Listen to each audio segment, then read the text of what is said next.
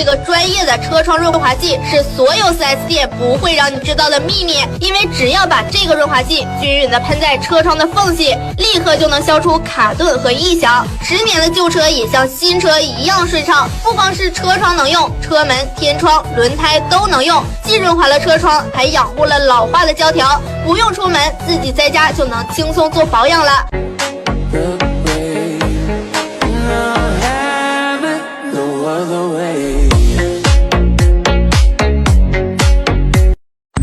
哦吼！哦吼！哦吼！哎呦我的妈！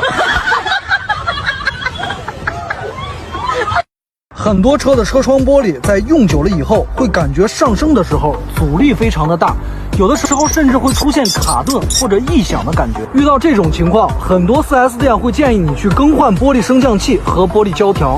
更换完之后，问题是可以解决，但是钱没有少花。其实大家只需要去把它均匀的喷涂在玻璃胶条里面，把胶条里面的灰尘清理干净，问题就可以解决。